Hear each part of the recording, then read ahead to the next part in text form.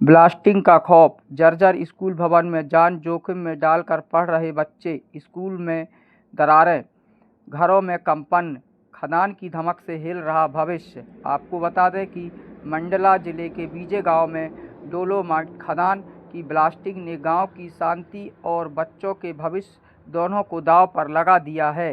Blasting के कारण माध्यमिक और प्राथमिक शाला बीजे गांव की इमारतों में बड़ी बड़ी दरारें आ गई हैं।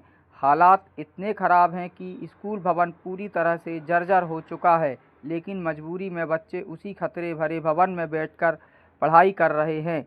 स्कूल की दीवारों में गहरी दरारें साफ दिखाई दे रही हैं। छत और दीवारें कब गिर जाए इसका यह अंदेशा हर समय बना रहता है। सबसे चिंताजनक स्थिति रसोई घर की मानी जाती है, जहां मध्याह्न भोजन बनता है। रसोई केंद्र पूरी तरह से जर्जर हो चुका है। कभी भी इस पर बड़ा हादसा हो सकता है और रसोइयों की जान भी जा सकती है। वहां के ग्रामीणों का कहना है कि गांव के पास स्थित एक डोलोमाइट खदान है।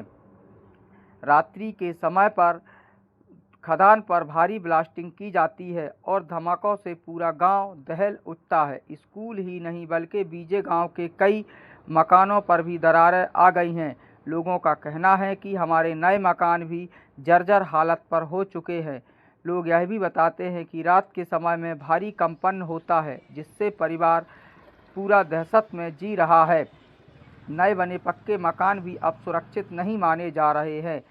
ग्रामीणों का कहना है कि आखिर शिकायत करें तो कहां करें। कई बार इसकी शिकायत हमने अधिकारियों को की, किंतु अभी तक किसी भी प्रकार की कोई ठोस कार्रवाई नहीं हुई है। और वहीं पर देखें तो मंडला जिले के खनिज अधिकारी हितेश कुमार विसेन का कहना है कि मामले की जांच कराई जाएगी। यदि नियम विरुद्ध ब्लास्टिंग पाई गई या गांव को नुकसान हो रहा तो निश्चित रूप से कार्रवाई की जाएगी।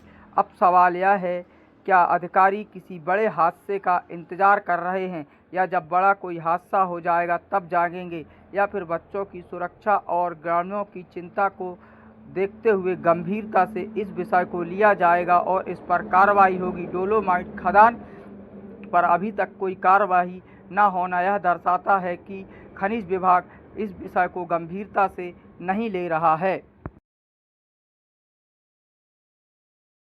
स्कूल के छत में दरार आ गए हैं और हमारे क्लास के दीवारों में भी दरार आ गए हैं, और जहां हम लोग खाना खाते हैं वहां पे भी दरार आ गए हैं। और जब बारिश के समय हमको बैठने में भी परेशानी होती है। बेटा, जर्जर हालत में भवन में और पढ़ रहे हैं यहाँ पे, तो डर नहीं लगता आपको? लगता है, लेकिन पढ़ने के लिए तो बैठना पड़ेगा ना।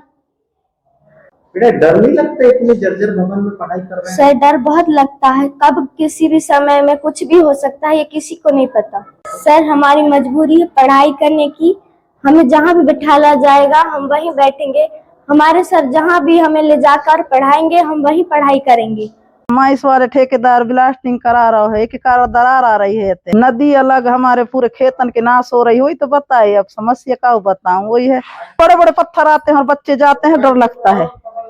और फसल नहीं होगा बिल्कुल, वो क्या कहते हैं, सादा ही सादा हुई है। आज एक भी फसल नहीं, पूरा फसल में बैठ गई 10 कुड़े के खेत में। किस तरह की कार्रवाई होना चाहिए ऐसे ठेकेदार के ऊपर? अब मैं क्या बताऊं कौन तरीका के, यहाँ तो जनता कोई बोल ही नहीं रहे हैं। एक दो बोलेंगे तो बुरा ही आएगा।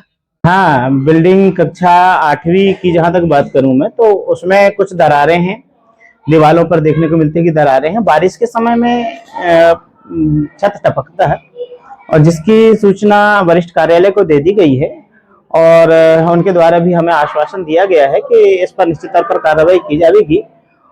और जहां पर खाना बनता है उसकी दीवारें काफी जर्जर हालत में हैं, रसोई की भी कंडीशन ठीक नहीं है, जिसकी जानकारी वरिष्ठ कार्यालय को पहुंचा दी गई है।